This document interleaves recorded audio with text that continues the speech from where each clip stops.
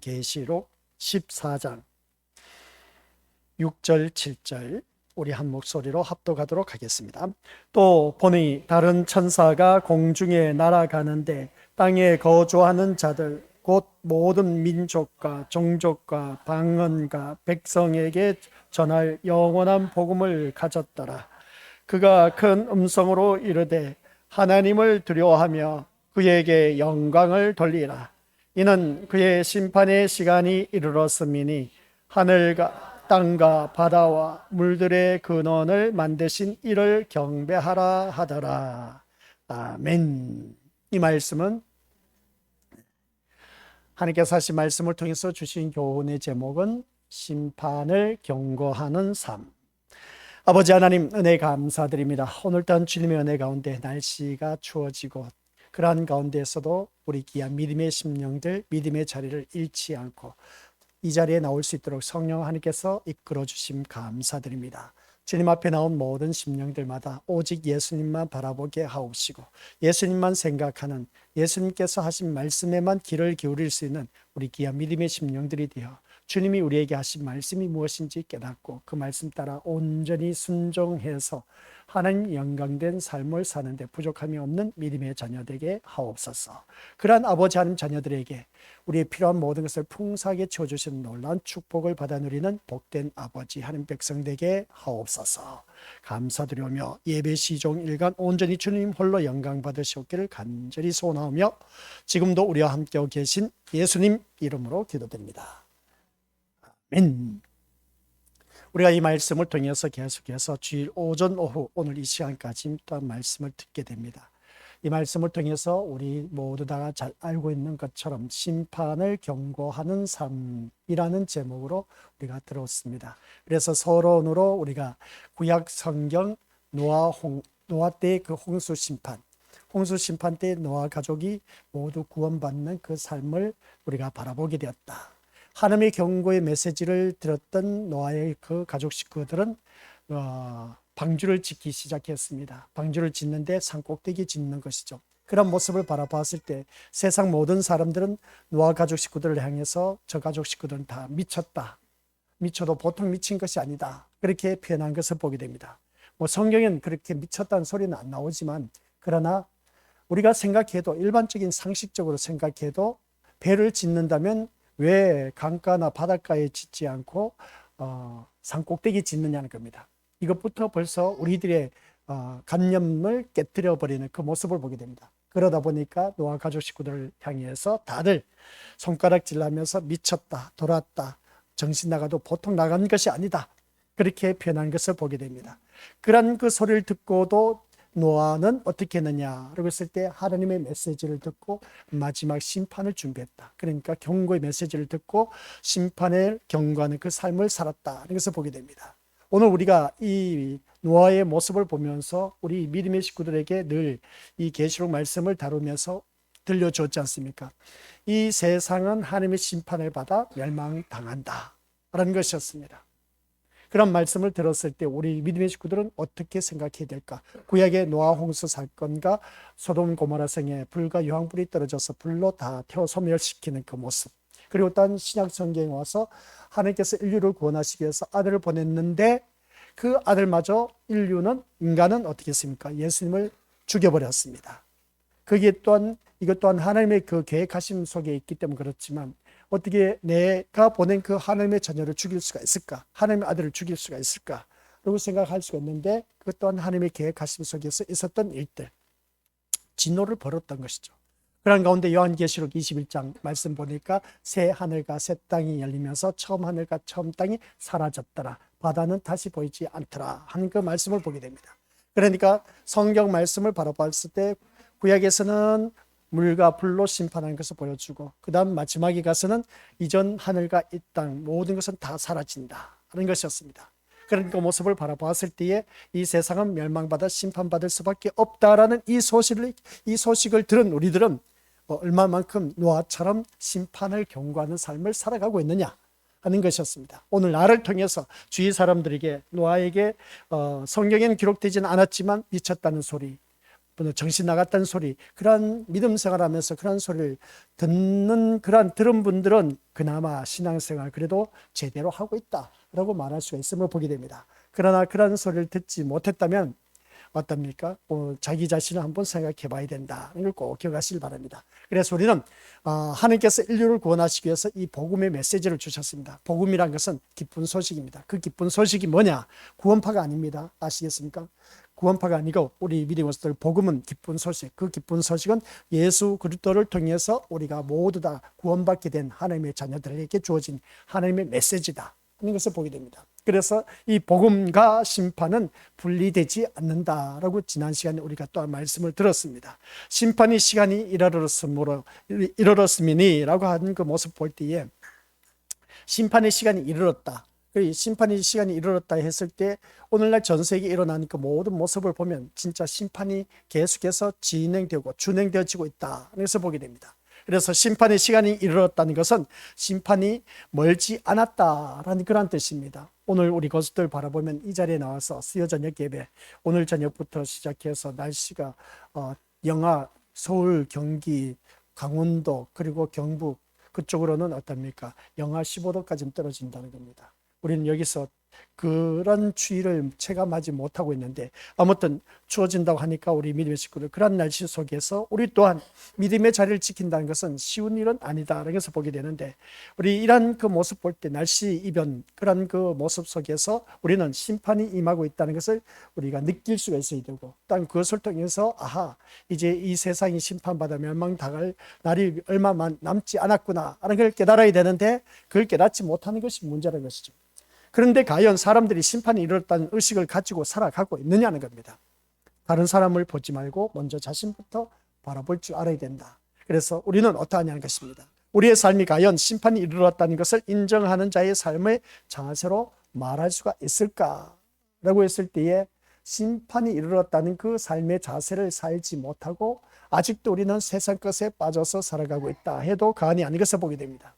도대체 주님이 언제 오시냐는 것이죠.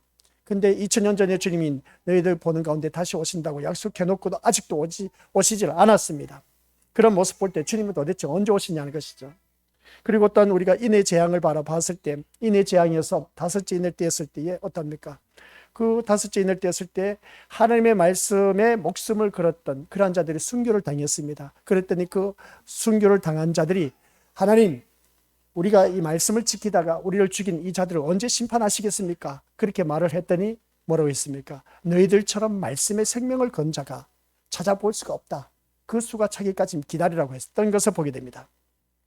그런 그 모습을 볼 때 우리 믿음의 식구들 그렇습니다. 내가 말씀에 목숨을 걸고 순종하다 보면 어느 한순간 순교당할 수도 있고 또한 이 세상 이별할 수도 있는데 그것은 구약의 선지자들과 신약의 사도들 그리고 또한 해외에 나가서 말씀을 선포하는 선교사들 바라보면 많은 말씀에 목숨을 걸고 순교하신 분들이 참 많이 있다는 것을 보게 됩니다. 그러면 우리는 이 세상 심판받아 멸망할 수밖에 없다는 것을 볼 때에 우리는 과연 심판이 이르렀다는 그 삶의 자세가 얼마만큼 내 삶 속에서 묻어나오고 있느냐 하는 것을 보게 됩니다. 아직도 우리는 여전히 이렇게 교회를 다니면서 세상 것을 바라보고 세상의 모든 것을 소원성취하기 위해서 나오는 그러한 심령들 또한 없지 않게 또 있다는 겁니다. 그러나 우리는 세상에 소망을 두어서는 안 된다는 것을 늘 말씀을 들어왔습니다. 그래서 우리는 어느 누구를 막론하고 복음은 심판을 부정하지 않는다라는 사실, 오히려 심판을 전제하에 있다는 걸 꼭 기억하시기 바랍니다. 그래서 이 복음은 우리 것들 지난 시간 말씀드렸지만 우리에게 기쁨의 구원의 소식을 주기도 하지만 복음이 구원의 기쁜 소식과 아울러서 반대대로 심판의 소식도 우리에게 전하고 있다는 사실입니다. 구원받은 우리들은 기쁨이 한도 끝도 없지만 그러나 이 복음의 메시지가 선포된과 동시에 심판도 선포되고 있다는 것을 기억하시기 바랍니다. 심판이 없으면 복음도 필요 없다는 것이죠. 구원이 왜 필요합니까? 멸망이 있기 때문에 그렇습니다. 오늘 이 자리에 앉아 계신 우리 것들 바로 이게 복음의 메시지인 겁니다. 우리에게 복음의 메시지는 구원입니다. 구원은 곧 예수 그리스도를 통해서 구원받는 하나님의 자녀를 말하고 있는 것이죠.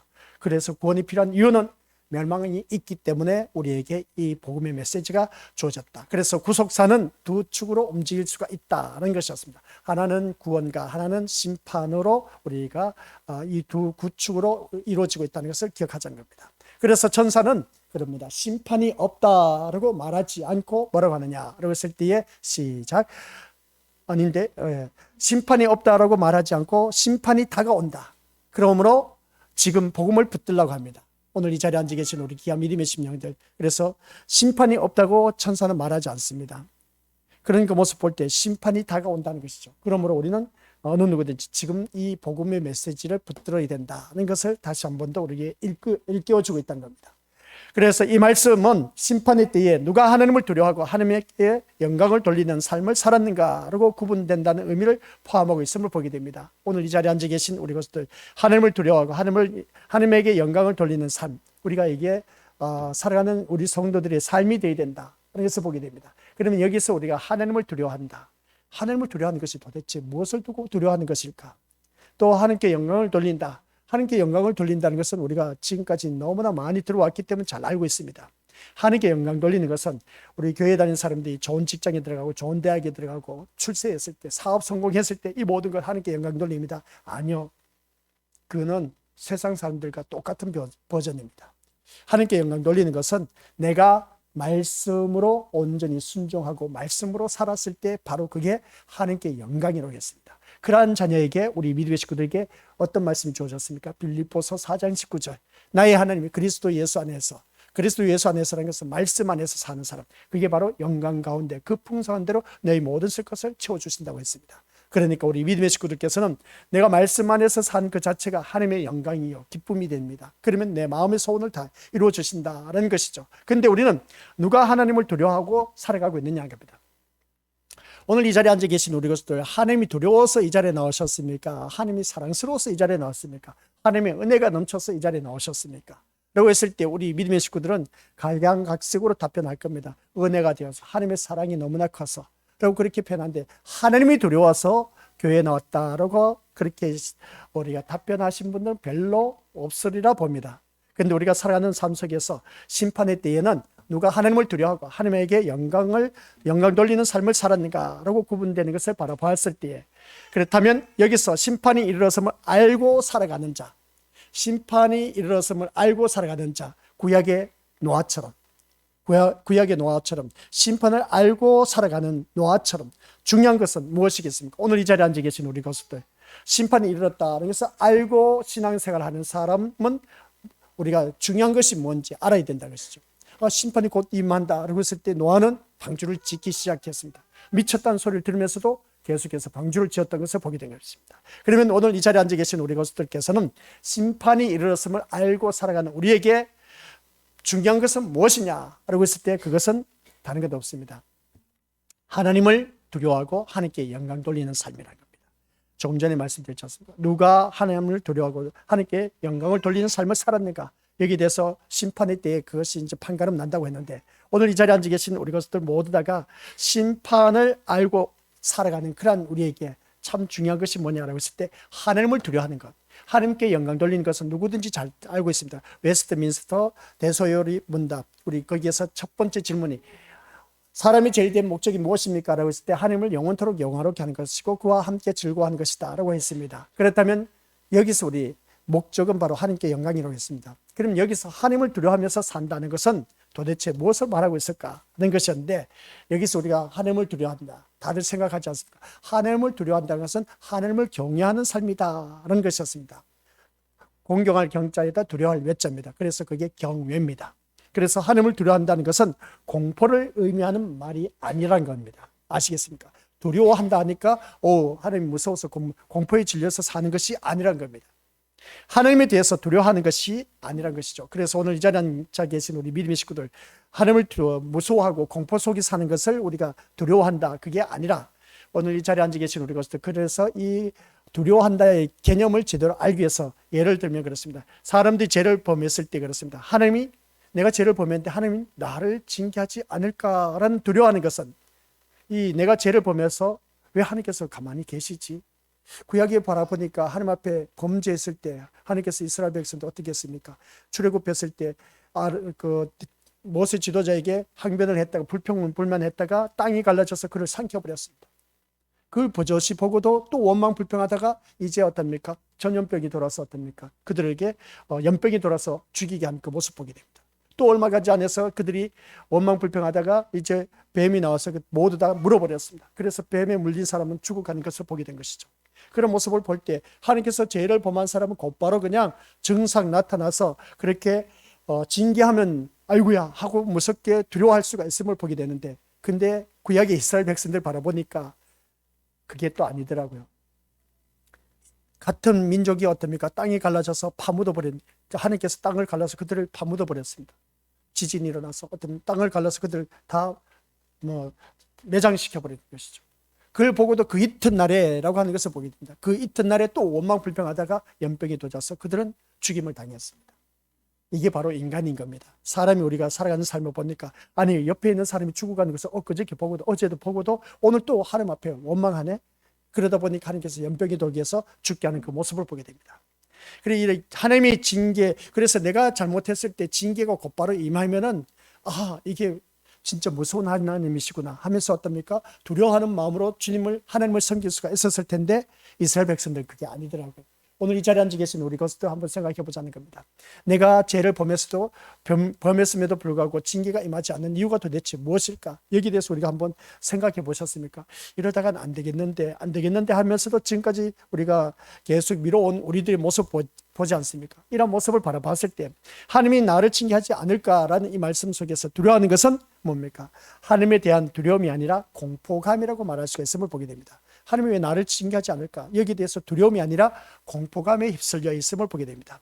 이제 가령 예를 들면 그렇습니다. 아이들이 학교에서 숙제를 냈습니다. 선생님이. 그래서 숙제를 안 해갔을 때 예전에 우리가 어떻게 했습니까? 숙제 안 해가면 거기에 대해서 벌칙이 주어집니다. 그러다 보니까 화장실 청소, 아니면 청소 당번, 아니면 일주일 내내 어떻습니까? 그 학년별로 구역 청소가 있지 않습니까? 청소라든지 아니면 나머지 공부를 하든지 그렇게 하는 것을 보게 됩니다. 아니면 선생님한테 어떻습니까? 손바닥 펴서 맞기도 하고 종아리 맞기도 하는 그 모습 보게 됩니다. 오늘날 그런 일은 없지만은 예전에 제가 학교 다닐 땐 그랬습니다. 숙제를 안 해갔을 땐 거기에 대한 벌칙이 있었습니다. 그래서 거기에 대해서 선생님에게 벌을 받을 것을 생각하니까 겁을 내는 그런 공포감에 지나지 않는 것을 바라보게 되는데, 여기서 우리가 바라볼 때 하나님에 대한 두려움이라는 것은 하나님의 권위에 대한 순종을 의미하고 있다는 걸 꼭 기억하시길 바랍니다. 뭐라고요? 우리가 하나님 앞에 두려움을 갖고 있다는 것은 다른 것이 아니라 하나님의 그 권위에 내가 순종하는 것을 의미하고 있습니다. 이게 두려워하는 마음입니다. 그러면 이 말씀을 뒤집어 보자는 것입니다. 질문을 다시 한번.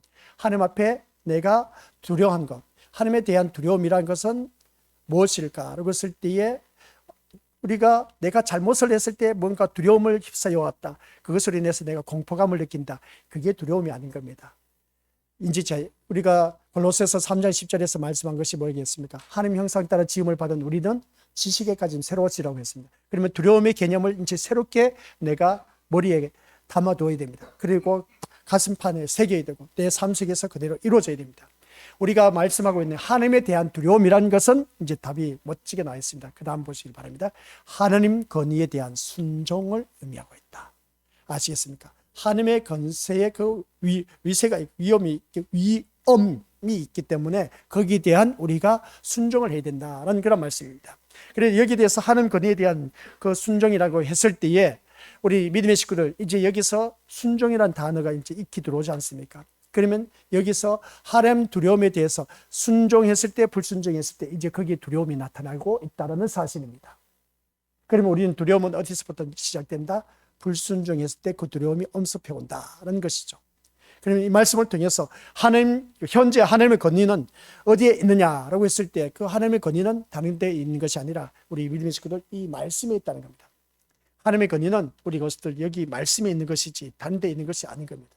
이 말씀에 있다면 하나님은 말씀으로 존재하신다겠죠. 말씀으로 임하셨다는 것을 보게 됩니다. 그래서 우리 믿음의 식구들 모두가 한결같이 우리 요한복음 1장 1절 한번 살펴보시기 바랍니다. 요한복음 1장 1절 말씀을 바라보면 우리 믿음의 식구들 뭐라고 하느냐? 펼치신 분만 우리 같이 읽어보도록 하겠습니다. 시작. 태초에 말씀이 계시니라. 이 말씀이 하나님과 함께 계셨으니 이 말씀은 곧 하나님이시니라. 이 말씀이 곧 하나님이십니다. 라고 하는 것을 보게 됩니다. 우리 믿음의 식구들 말씀이 곧 하나님이시다. 우리 것들 모두에게 하나님은 무엇으로 존재한다? 말씀으로 존재하신다라는 사실입니다. 그래서 말씀으로 존재하고 계시기 때문에 우리 믿음의 식구들은 그 말씀에 대해서 불순종했다는 자체는 이미 두려움이 나에게 언습해 온다는 것을 느낄 수가 있어야 되는 겁니다. 근데 순종했을 때는 내 마음에는 평안이 맴돈다는 것이죠. 이런 말씀을 통해서 우리 믿음의 것을 기억해야 할 것은 뭐냐라고 했을 때 하나님의 권위는 말씀 그 자체라는 겁니다. 그러니까 우리 믿음의 식구들께서 권위는 어디에서 나오느냐? 하나님의 말씀 그 자체의 권위, 말씀에서 우리가 나온다는 것을 다시 한 번 더 깨달아야 된다. 이 말씀 내용입니다. 그래서 권위에 대한 순종은 말씀에 대한 순종을 의미하는 것이죠. 그러니까 이 말씀 통해서 우리가 깨달아야 할 것은 순종과 불순종에서 이제 거기서 두려움이 갈려진다. 두려움이 있느냐 없느냐 우리 다들 경험해봤지 않습니까? 말씀에 내가 순종했을 때는 어느 누구를 만나도 누가 뭐라 해도 세상 무섭고 없고 부러울 것이 없습니다. 근데 내가 말씀에 불순종했을 때는 거기에 대한 두려움과 공포감도 있지 않나 라고 했을 정도로 우리가 참 두려워하는 그 모습을 보게 됩니다. 그래서 우리가 순종했을 때, 순종 안 했을 때 거기서 이제 우리가 두려움이라는 것을 느낄 수가 있다는 겁니다. 그리고 우리 두려움은 우리 믿음의 것들 공포한 것이 공포감이 아니라 내가 말씀에 온전히 순종하지 못했을 때 거기에 오는 나에게 그 두려움, 바로 그겁니다. 그게 바로 우리 믿음의 식구들 모두가 한결같이 우리 이 말씀을 통해서 하나님을 두려워한다는 것에 대해서 개념을 새롭게 우리가 써내려가야 된다는 것을 다시 한 번 더 깨닫게 된 것이죠. 그래서 하나님에 대한 두려움은 말씀에 대한 순종으로 보인다는 결론입니다. 오늘 이 말씀을 통해서 다시 한 번 더 자기 자신을 돌이켜보면서 내가 하나님을 얼마만큼 두려워한다? 두려워하는 것만큼 이 말씀을 자세히 보시기 바랍니다. 하나님에 대한 두려움은 말씀에 대한 순종으로 보인다. 그러면 이 말씀을 뒤집어서 한번 생각해 보자는 겁니다. 내가 말씀에 대한 순종으로 보인다고 했는데 하나님을 두려워하지 않는 사람은 말씀 불순종하는 사람이다. 그러한 뜻입니다. 하나님을 온전히 두려워하신다면 이게 바로 하나님을 두려워한다는 자체가 하나님을 경외하는 것입니다. 하나님을 경외한 것은 지혜의 근본이라고 했습니다. 그런데 하나님을 경외하지 않고 우리 믿음의 것들 여기서 말씀하고 있는 것을 보면 우리가 어느 누구든지 하나님에 대한 두려움이 없는 사람은 불순종하는 사람이다. 그런 것을 보게 된 것이죠. 그런데 하나님에 대해서 두려움을 갖고 있는 사람은 말씀에 온전히 순종할 수밖에 없다라는 그런 말씀입니다. 그래서 하나님 말씀에 대해서 온전히 순종하느냐 안 하느냐에 따라서 우리 믿음의 식구들께서는 이 말씀을 통해서 다시 한 번 더 깨닫는 것이 뭐냐라고 했을 때 우리 이것을 기억하실 바랍니다. 온전히 내가 순종하고 있느냐 안 하고 있느냐라는 것을 꼭 기억하실 바랍니다. 그럼 오늘 지금까지 말씀을 들었을 때에 하나님에 대한 두려움, 이 두려움은 과연 무엇일까? 이것은 곧 하나님을 경외한 것이다. 하나님을 경외한 것이 뭐냐라고 했을 때 말씀에 대한 순종이냐 불순종이냐 거기에서 나온다 하는 것이었습니다. 오늘 지금까지 제가 설교한 내용이 바로 그겁니다. 그러면 내가 하나님에 대한 두려움, 현재 하나님의 권위는 어디에서 있느냐 했을 때 말씀에 있다고 했는데 하나님의 권위는 말씀 자체라고 했음을 바라보았을 때 우리 것들 모두 다가 이 권위에 대한 순종은 말씀에 대한 순종을 의미하는 것이라고 했는데 우리 것들 모두 다가 이 하나님에 대한 두려움은 말씀에 대한 순종으로 그대로 우리에게 보여주었다면 따라서 하나님에 대한 두려움이 없음은 말씀에 대한 철저한 무시로 나타난다. 하나님 말씀 무시했다는 것은 하나님 말씀 불순종했다는 것이고 하나님 말씀 불순종했다는 것은 거기에 대한 대가가 우리에게 치러진다는 것이었습니다. 그래서 우리가 믿음의 식구들께서는 그렇습니다. 우리는 스스로 그럽니다. 나는 말씀을 무시하지 않았다는 겁니다. 나는 말씀 무시하지 않았다는 것이죠. 순종하지 않고도 이렇게 말을 하는 사람, 그러니까 불순종해놓고도 나는 말씀 무시한 적 없다, 그렇게 표현한 것을 보게 됩니다. 우리가 살면서 그러지 않습니까? 사람들이 살다 보면 서로 옆에 있는 사람들이 말을 할 때 요즘 현대어로 말하는 것이 뭐겠습니까? 저 사람 내 말 씹네 라고 했을 때 기분이 좋을까 안 좋을까? 내가 말을 했는데 내 말을 듣지 않고 씹어버려. 그러니까 반응이 없다는 겁니다. 그러면 기분이 나쁘다는 것이죠.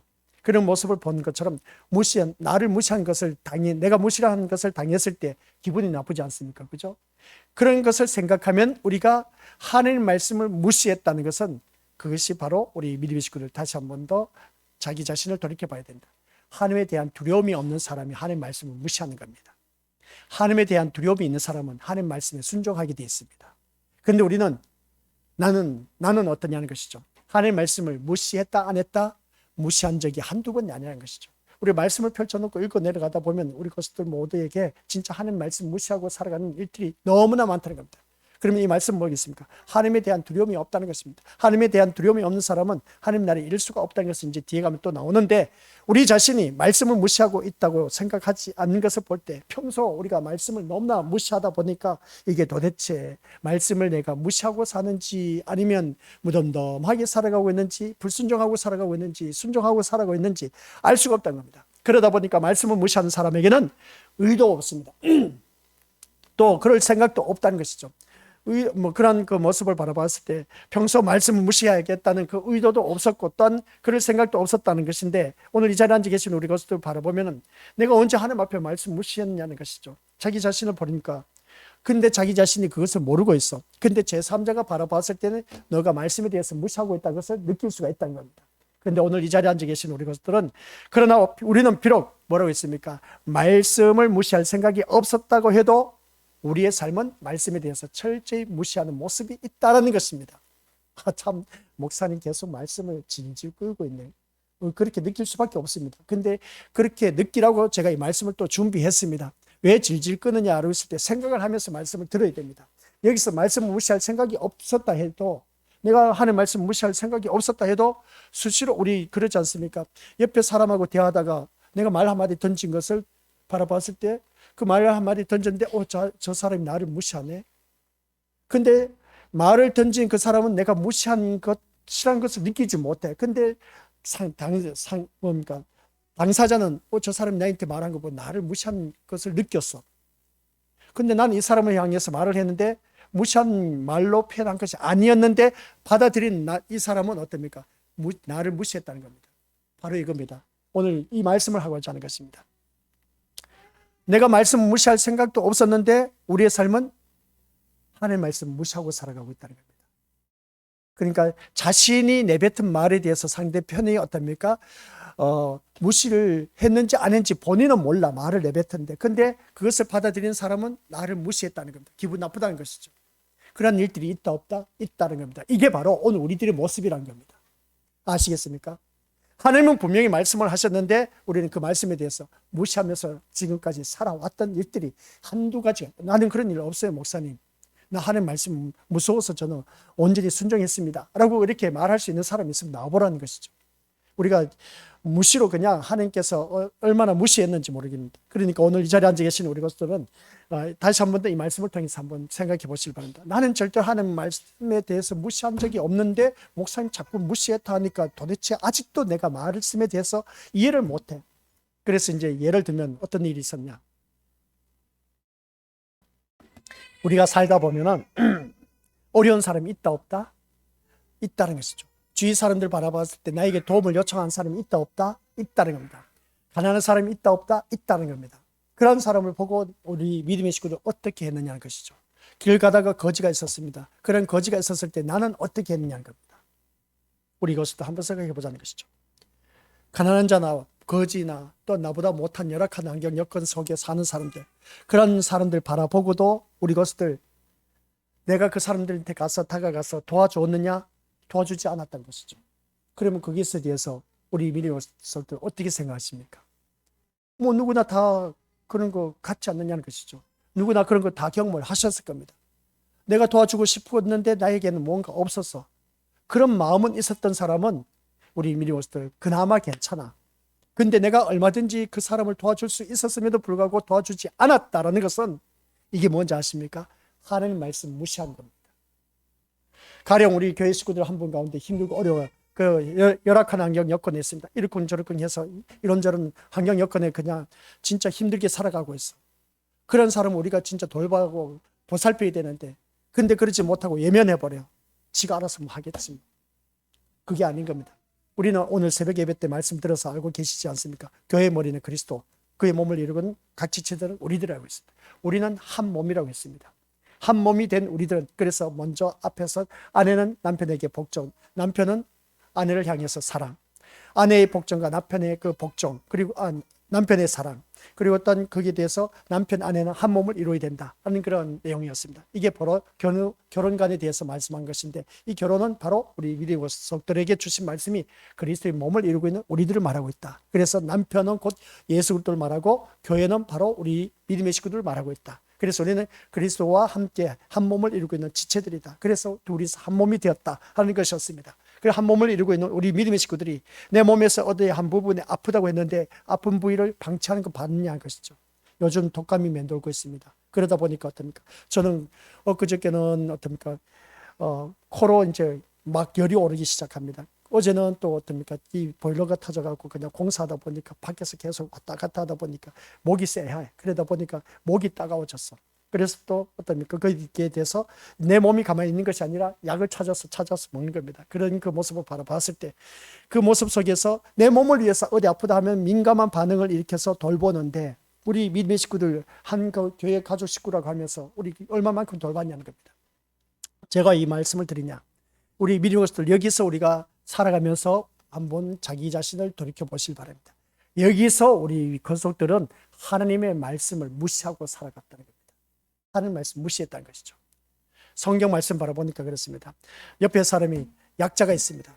나보다 배우지 못했어. 가지지도 못했어. 그리고 또 나보다 똑똑하지도 못해. 나보다 또 소유하고 있는 것도 없어. 아무리 봐도 나보다 나은 것이 없어. 그런 사람을 바라봤을 때 우리가 지금까지 신앙생활을 해오면서 그런 마음을 가진 때가 있었다 없었다?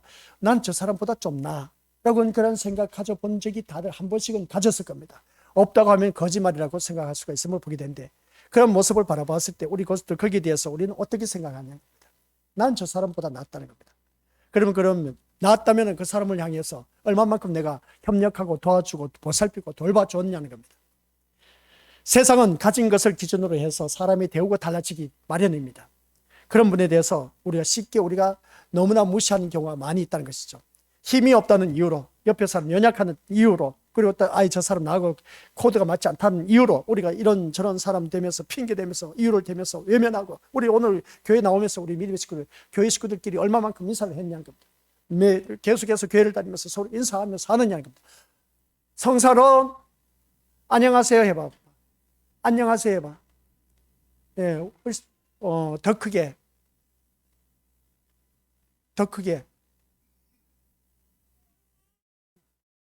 똑바로 해봐.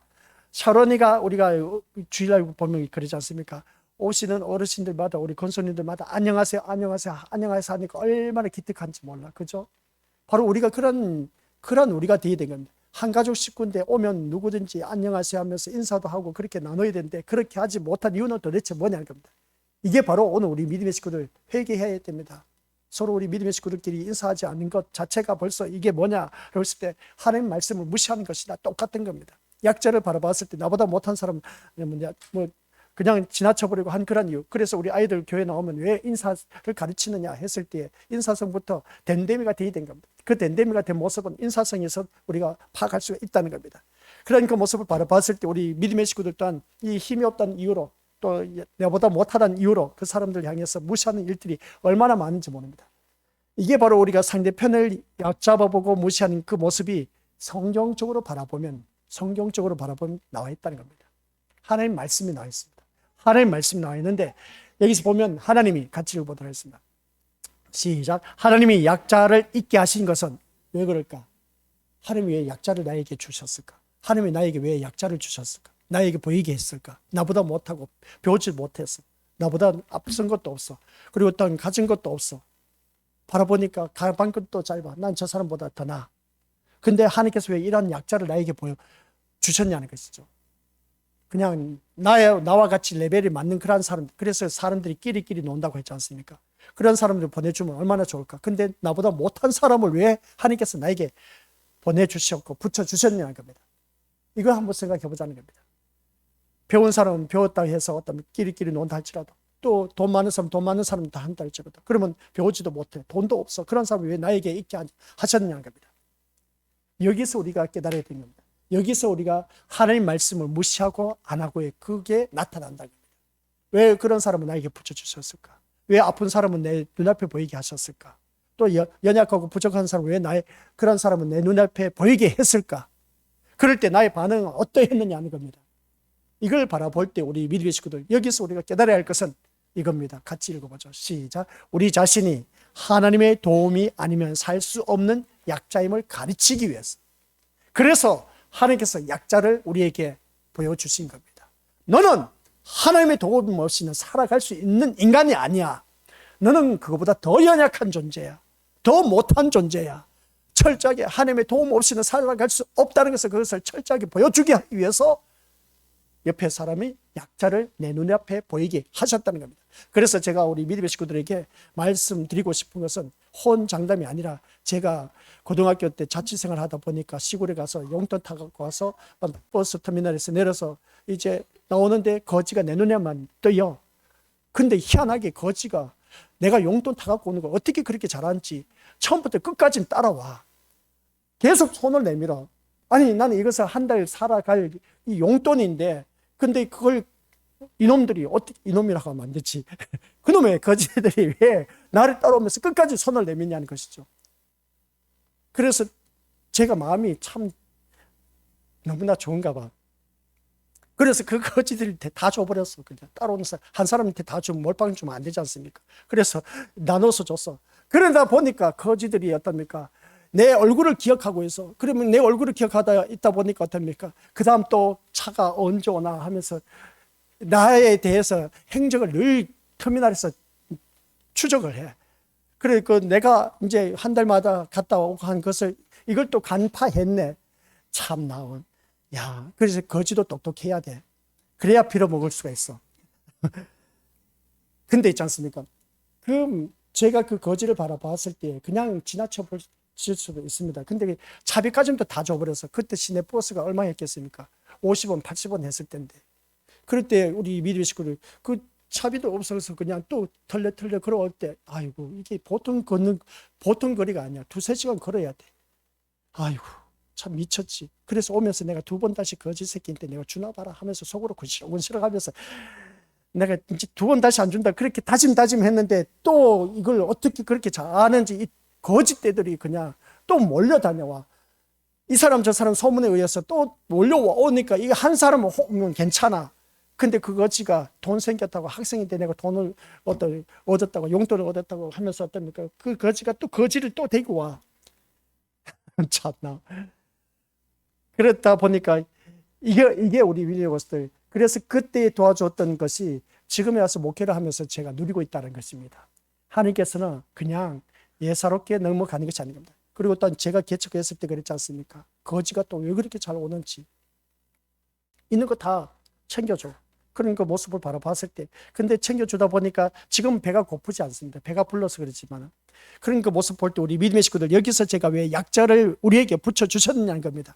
여기서 우리가 제대로 안 사람은 그 약자를 보고 그냥 지나갈 수가 없다는 겁니다. 지나갈 수 없는 이유가 뭐냐? 너는 하나님 도움 없이 살아갈 수 없는 인간이기 때문에 그것을 깨닫게 하기 위해서 약자를 내게 보내주셨다는 겁니다. 이것을 안다면 자연히 약자를 우리가 무시할 수가 없다는 겁니다. 그래서 말씀 속에서 우리가 다들 잘 알고 계실 겁니다. 시작. 가난한 자를 불쌍히 여기는 것은 여호와께 구워드리는 것이니 그의 선행을 그에게 갚아주시리라. 이 잠언서 다룰 때 우리 이 말씀을 다루었습니다. 19장 17절 말씀인데, 가난한 자를 불쌍히 여기는 자는 하나님께 구워드리는 겁니다. 하나님께, 우리가 어떻게 하나님께 구워드릴 수가 있겠습니까? 우리 믿음의 식구들 하나님께 구워드린 적이 있습니까?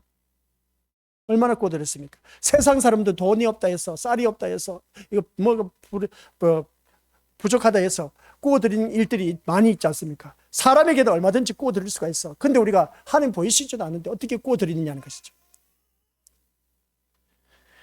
우리가 살면서 바로 이겁니다. 우리 믿음의 식구들 기억하시길 바랍니다. 이 가난한 자를 불쌍히 여긴다는 자체가, 그 마음 자체가 벌써 하나님 앞에 구워드린 겁니다.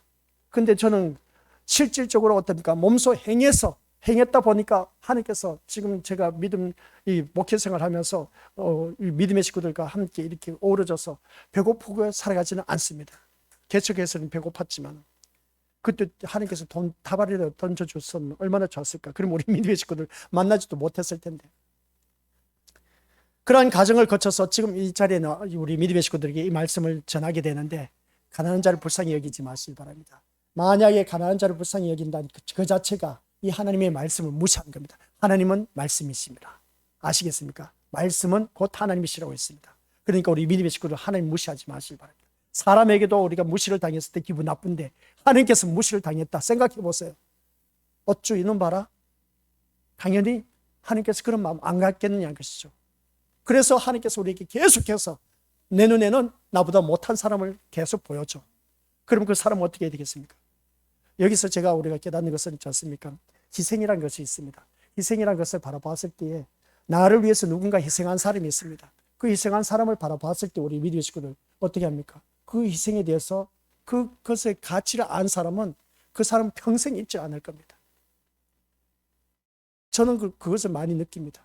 나를 위해서 희생한 사람들 생각하면 진짜 저는 너무나 고마워서 그분들 생각하면 진짜 우리가 어떻게 살아가야 될 것인가 다시 한 번 더 깨닫게 된 것이죠. 그래서 우리 믿음의 식구들께서도 이 말씀을 통해서 내가 하나님 무시한 적 없다 라고 생각할지 모르지만은 근데 내가 말씀대로 순종하지 못한 것들이 얼마나 많은지 몰라요. 그래서 가난한 자, 불쌍한 자를 바라봤을 때 이것만 봐도 내가 하나님 말씀 무시한 것이 한두 번이 아니었다는 겁니다. 분명히 이 말씀 보세요. 가난한 자를 불쌍히 여기는 것은 하나님께 꾸어드리는 것이라고 했습니다. 근데 우리는 이 가난한 자, 연약한 자, 나보다 못한 사람, 배우지 못한 사람, 가지지 못한 사람 무시한 적이 얼마나 많이 있었는지. 근데 하나님은 우리가 무시하고 산다. 이거 말도 되지도 않는 소리인 겁니다. 그 거룩하신 전지전능하신 하나님을 내가 어찌 감히 무시했단 말입니까? 그리고 우리가 이 일을 제기할지 모르지만은 얼마든지 많다는 겁니다. 사랑이란 단어만 던져놔도 그렇고 우리 섬김이란 단어를 던져놔도 우리 미래 것들 하나님 말씀대로 살지 못하고 사랑을 베풀지 못하고 섬기지 못한 그 자체가 바로 하나님을 무시하면서 사는 우리들의 모습인데 이걸 어떻게 뭐라고 우리가 변화할 수가 있겠습니까? 세상 사람이 약자를 무시하지 않는다면 그것은 인격이고 윤리입니다. 그래서 약자를 돌보고 섬기는 그 모습을 볼 때 저 사람 진짜 인격적으로 댐댐이가 된 사람, 저 사람 참 훌륭한 사람, 그렇게 말하고 있음을 보게 됩니다. 그러나 신자는 약자의 배후에 하나님이 계심을 알기 때문에 말씀 때문에 약자가 내 앞에 있는 이유가 무엇인가를 알기 때문에 무시하지 않는다는 겁니다. 우리는 뭐라고요? 약자의 배후에 내 배후에 누가 계신다? 하나님이 계시기 때문에. 그래서 하나님이 계시기 때문에 우리는 주위 사람들에게 무시할 수가 없고 그리고 또한 그러한 사람들 우리가 섬겨야 된다는 겁니다. 즉 말씀이 그를 다스리고 있다는 것이죠. 이것이 하나님에 대한 두려움을 갖고 사는 사람입니다. 이게 하나님에 대한 두려움. 하나님에 대한 두려움이 뭔지 이제 아시겠습니까? 하나님을 무시하지 않는 것이 우리가 제대로 된 하나님의 백성. 그래서 하나님을 두려움을 갖고 신앙생활을 하는 사람은 그 말씀에 대해서 온전히 순종하는 사람이라고 말할 수가 있음을 보게 됩니다. 근데 온전히 순종하느냐? 아니요. 우리 믿음의 식구들 하나님 말씀 듣기는 듣지만 무시하는 일들이 너무나 많다는 겁니다. 이게 바로 우리 것들 하나님이 두려워하지 않는 모습인 겁니다. 하나님을 두려워하지 않는다는 것은 하나님을 경외하지 않는다는 뜻입니다.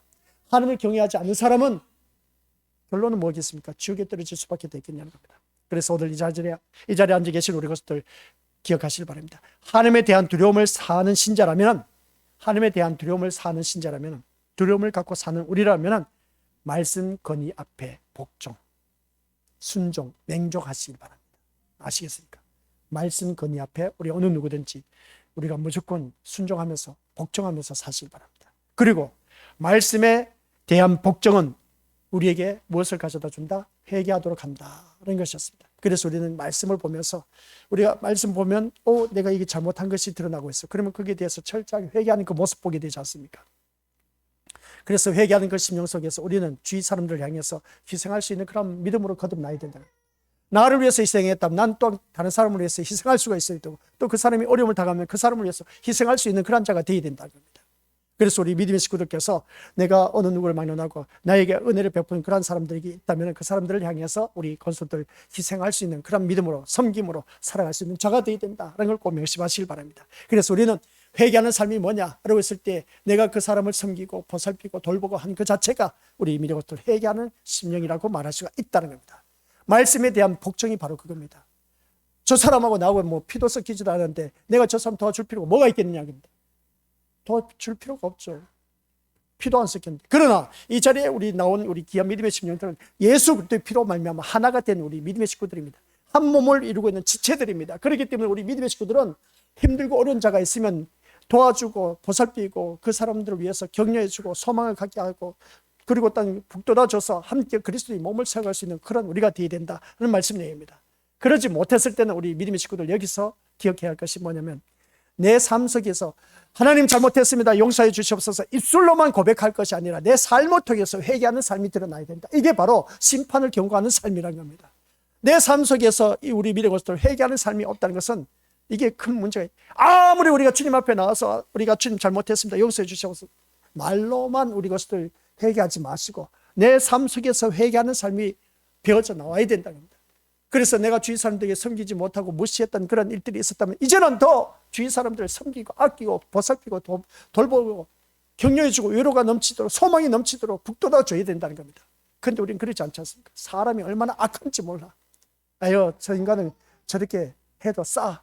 아니요, 그게 그렇게 생각할 일이 아닌 겁니다. 우리 믿음의 식구들, 우리 믿음의 식구들은 그런 말을 한다는 자체가 이미 나에게는 교만이 있다는 것이죠. 교만이 있으면 안 돼요. 우리 믿음의 식구들, 교만은 패망의 선봉이고 하나님께서 가장 싫어하는 것이 교만이라고 했습니다. 그런 우리들이 삶을 살아가면 안 됩니다. 내가 저 사람이 있다, 그래, 이런 윤리도덕적으로 바라봤을 때 앞서 있다 할지라도 우리 것들 모두 다가 한결같이 내 삶 속에서 내가 말씀을 얼마만큼 순종하면서 사느냐가 우리가 내 삶 속에서 배워져 나와야 돼. 내가 저 사람보다 앞섰다 해서 무시하고 얕잡아보고 깔보고 그러다 보면 이게 바로 우리 것들 주여 주여 주여 하는 자마다 천국에 못 들어간다니까요. 아무리 선지자 노릇하고 권능을 행하고 귀신을 쫓아냈다 했다 소용없습니다. 아버지 뜻대로 행한 자, 아버지 뜻대로 행한 자가 뭐겠습니까? 우리 예수님이 오신 것은 아버지 뜻을 이루기 위해서 오셨다고 했습니다. 그래서 십자가에 못 박혀 들어가시면서 많은 무리들을 향해서, 나를 못 박게 했던 그 무리들을 향해서 아버지여 저희들이 죄를 알지 못하니 용서해 달라고. 그리고 네 번째, 십자가 네 번째 말씀, 다 이루었다.